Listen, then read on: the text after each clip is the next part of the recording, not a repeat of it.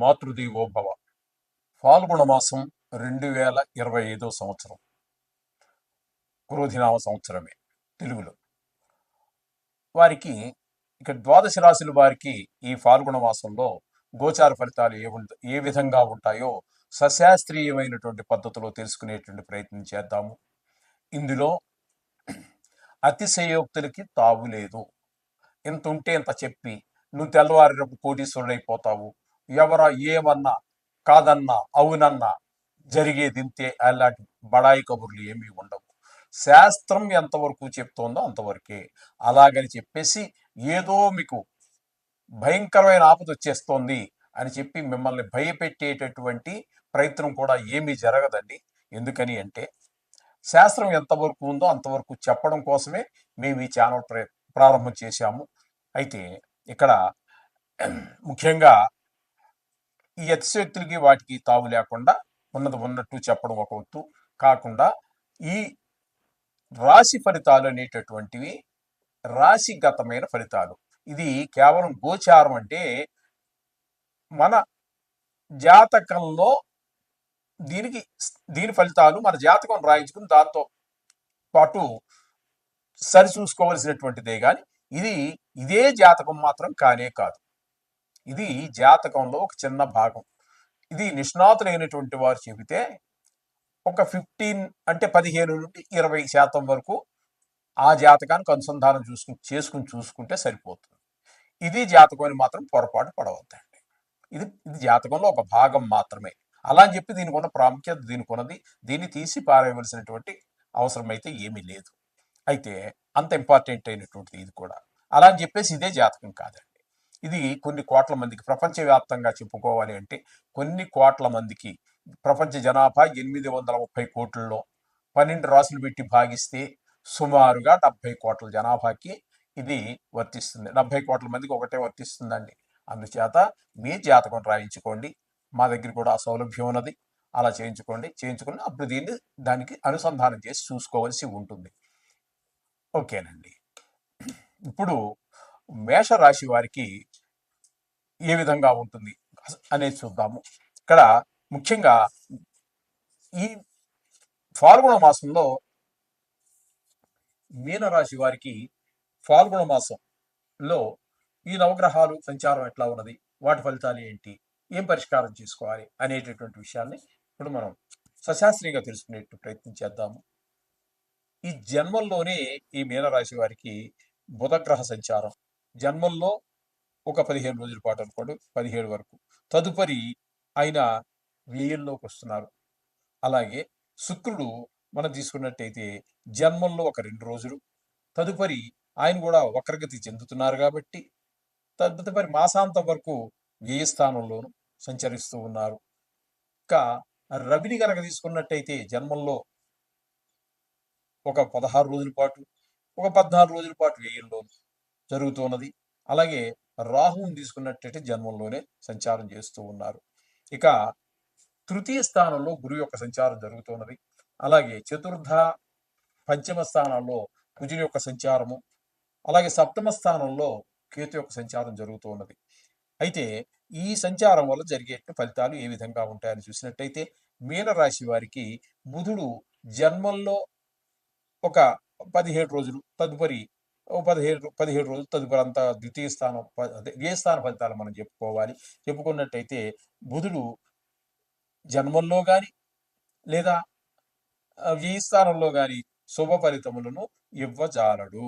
ఇక్కడ మీ వృత్తిపరమైనటువంటి ఇబ్బందులు కావచ్చు, ధన నష్టం కావచ్చు, ఆదాయం తగ్గిపోవడం కావచ్చు, వృత్తిపరంగా మీ శ్రమ మీరు పడిన మీ తెలివితేటలు ప్రదర్శించలేకపోవచ్చు వృత్తిలో. ఆ విధమైనటువంటి ఫలితాలన్నీ కూడా మీకు బుధుని యొక్క సంచారం జన్మ వ్యయ స్థానాల్లో సంచారం వల్ల కలుగుతూ ఉంటుంది. ఇక రవి యొక్క సంచారం కనుక మనం తీసుకున్నట్టయితే ఆయన ద్వితీయ జన్మ వ్యయ స్థానాల్లో అక్కడ కూడా ఆరోగ్య విషయంలో కొంచెం ఇబ్బందులు కలిగజేస్తూ ఉంటాడు. జన్మంలో అయినా సరే, వ్యయంలో అయినా సరే. అలాగే ధనాదాయం తగ్గుతుంది, ధన వ్యయం పెరుగుతుంది. ఈ విధమైనటువంటి ఫలితాలన్నీ కూడా మనకి మనోవిచారం కలుగుతుంది, శత్రుభయం, ఇటువంటివన్నీ కూడా రవి యొక్క మనసంతా చికాకుగా ఉండటం లాంటి ఫలితాలన్నీ కూడా మనకి జన్మ వ్యయ స్థానాల్లో ఉన్నప్పుడు జరుగుతూ ఉంటుంది. ఇకపోతే శుక్ర సంచారం కనుక మనం తీసుకున్నట్టయితే మొత్తం మీద జన్మల్లో ఉన్నట్టుగానే మనం తీసుకుందాము. తదుపరి 2 రోజులు మాత్రం మనకిక్కడ అక్కడ ఉన్నప్పటికీ మళ్ళీ వ్యయ స్థానంలోకి వస్తున్నారు కాబట్టి మార్చి 2 శుక్రుడు వక్రగతి పొందుతున్నాడు కాబట్టి అక్కడ వ్యయ స్థానం.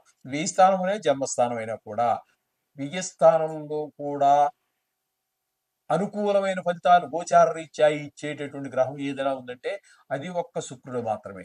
ఆ శుక్రుడు ఇక్కడ మీకు వ్యయంలోకి వచ్చి ఎక్కువ రోజులు ఉంటున్నాడు. ఒక్క 2 రోజులు మాత్రం జన్మంలో ఉన్నాడు. మొత్తం మీద ఈ 2 రాశుల్లో సంచారం వల్ల కూడా శుక్రుడు యొక్క అనుకూలత మీకు పూర్తిగా లభిస్తూ ఉన్నది. తద్వారా మీకు ఆహ్, ఆరోగ్యం బావుంటుంది. మంచి ఆలోచనలు వస్తాయి. మీకు ఆదాయం పెరిగేటువంటి అవకాశం కూడా ఉంటుంది. ఖర్చులు తగ్గుతాయి.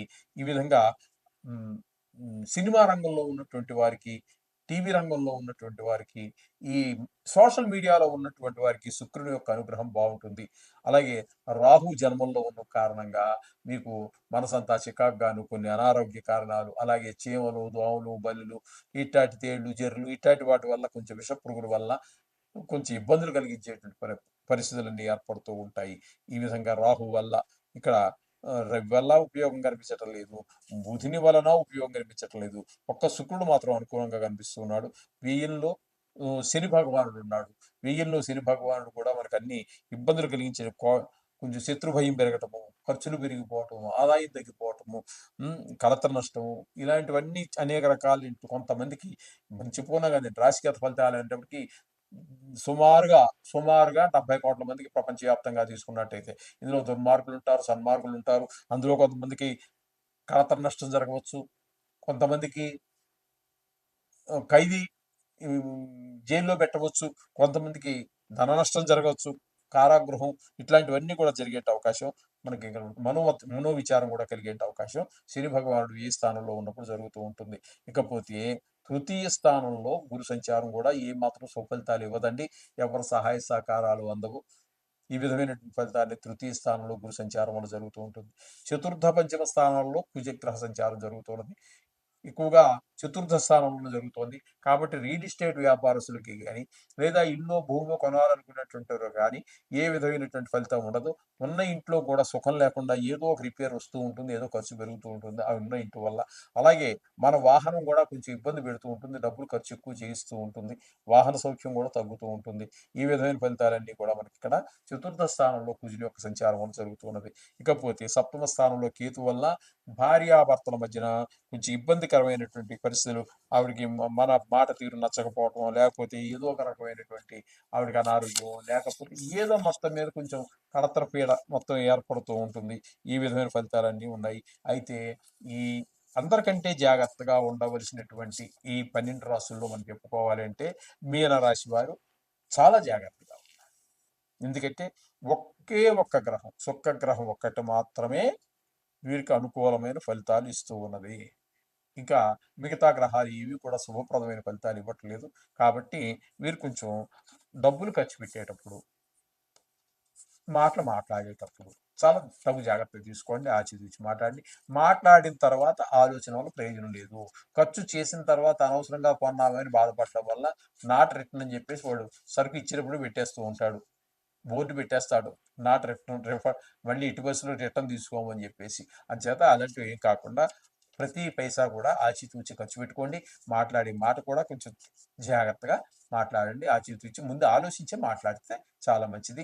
మొత్తం మీద వీరు మాత్రం చెప్పొచ్చేది ఏంటంటే, ఈ నెలలో మీకు ఏ రోజు వీలైతే, ఎన్ని సార్లు వీలైతే అన్ని సార్లు నవగ్రహాలు ఉన్న దగ్గరికి వెళ్ళండి. నవధాన్యాలు తీసుకోండి. తీసుకొని ఓ రూ. 10కో, రూ. 20కో ఎంతో కొంత తీసుకొని నవగ్రహాల పాదాల దగ్గర వేయండి. వేసినట్టయితే ఇది వీళ్ళకి కూడా ఏలినాటి శని ఉన్నది. మీన రాశి వారికి కూడా వీలుంటే అక్కడ చిన్న కొద్దిగా నువ్వుల నూనె కూడా తీసుకోండి. ఆయన శివుని ఇదే మన శనీశ్వరుని యొక్క విగ్రహం మీద నూనె తైలంతోటి అభిషేకం చేయండి.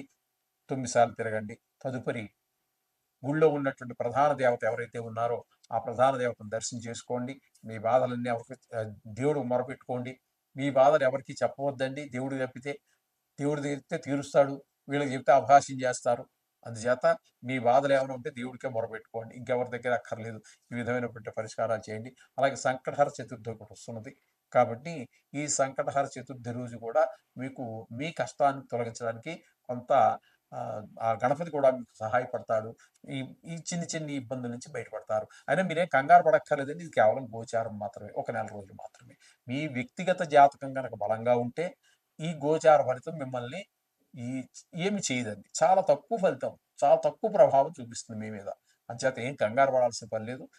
మా దగ్గర కూడా మా కింద మా నంబర్ స్క్రోల్ అవుతోందండి. పూర్తి జాతకాన్ని రాయించుకోండి. దానికి ఈ గోచార ఫలితాల్ని అనుసంధానం చేసుకోండి. చేసుకున్నట్టయితే ఖచ్చితమైన ఫలితాలు వచ్చే అవకాశం చాలా ఉంటుంది. శుభం.